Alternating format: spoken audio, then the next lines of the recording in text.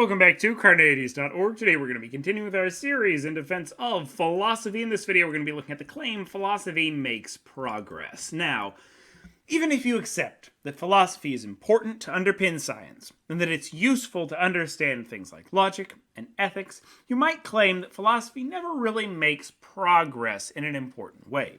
Basically, this is the claim that at the heart of any philosophical disagreement, there are just a couple positions which never advance. Maybe they get a couple better arguments one way or the other, but there's two positions that are at loggerheads and are never going to change. And we can learn about those positions, sure, but we're never going to get to a point where one position is going to overcome the other. They're just stuck in an eternal struggle. This is the claim that no matter what arguments we present, no one is ever actually going to be convinced one way or another. Philosophy is really just an exercise in developing our reasoning. The arguments don't matter because no position is ever truly defeated, and no position ever truly wins.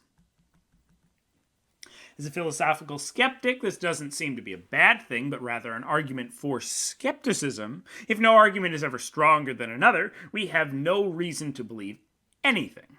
I think it's actually an argument that was offered by Sextus Empiricus to a certain degree. But the defender of philosophy need not retreat into skepticism to answer this objection. They simply need to look into the history of philosophy and how it has changed over time. If we can show that philosophy has made progress in the past, well, we have the problem of induction, but it doesn't seem that we can make the claim that philosophy will never make progress in the future. In this video, I'll offer 6 instances of philosophy making progress. First off, let's take logic. Possibly one of the clearest fields in which philosophy has made progress is the field of logic. A logically valid proof, in principle, can't have its validity questioned any more than a mathematical proof could. The most powerful example of this is in the last century, which is Gödel's incompleteness theorems. Very famous discovery and proof in the last century. I'm not going to go into them in detail here because they're insanely complicated. But simply, they demonstrated that if a system can do basic arithmetic, there will always be claims which can neither be proven nor disproven. This had a number of powerful results, such as Tarski's proof that truth is impossible to define. While some areas of philosophy are still up for debate, these are deductively valid proofs. There's no one that claims that a mathematical system which can do basic arithmetic can be both complete and consistent anymore, because they have been deductively proved to be wrong. Now, many might claim that our theories about knowledge, then, haven't changed much over time. However, in 1963, Edmund Gettier upended the definition of knowledge as justified true belief that's been used by philosophers since Plato, with a paper less than 3 pages in length. Another paper I'd highly recommend that you read.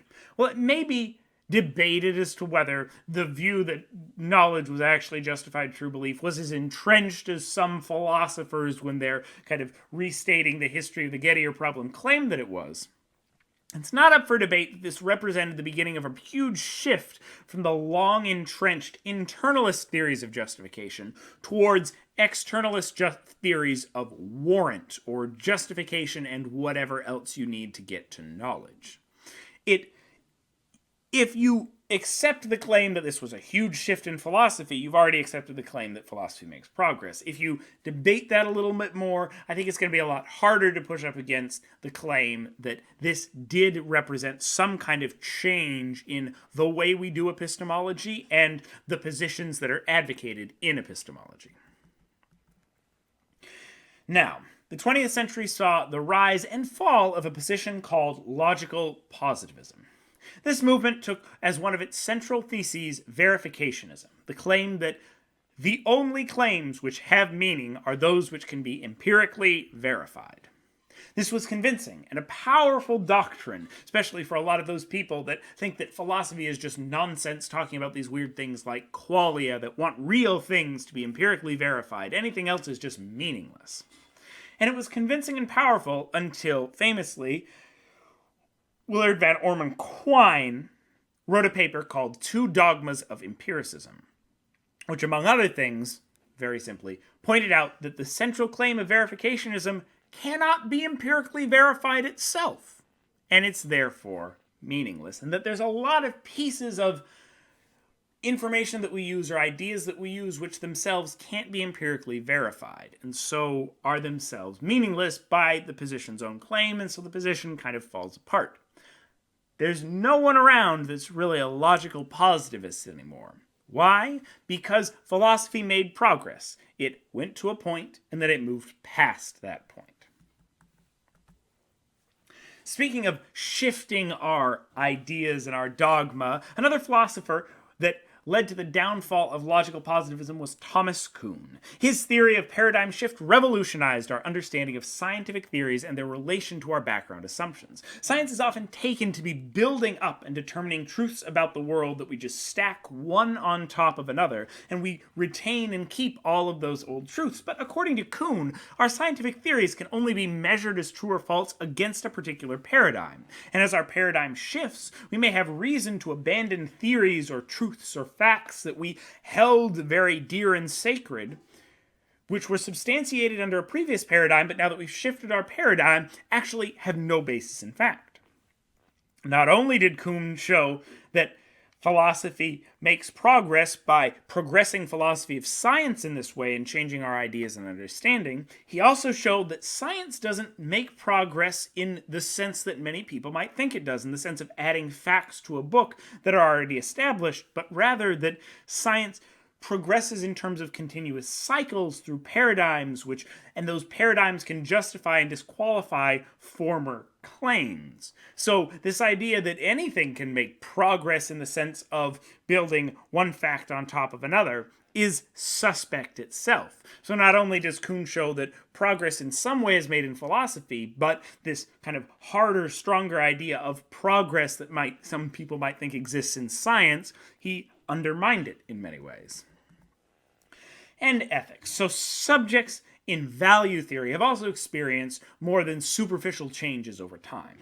Although today the debate between kind of consequentialism and deontology may seem ancient and unwavering, it's not.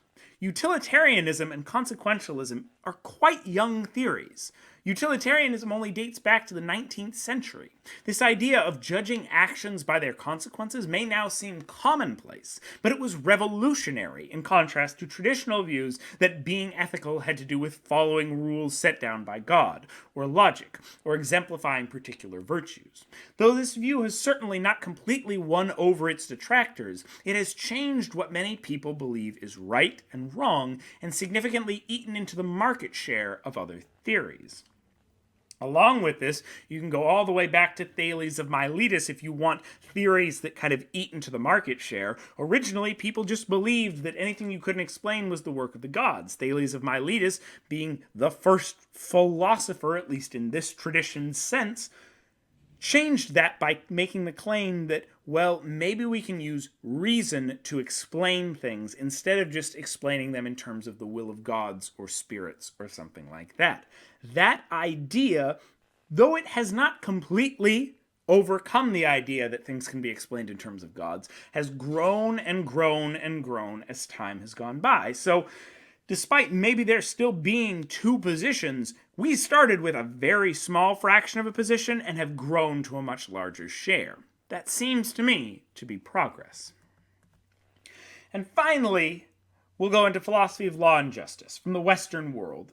It's often taken for granted that leaders derive the right to rule from the approval of the people that they rule.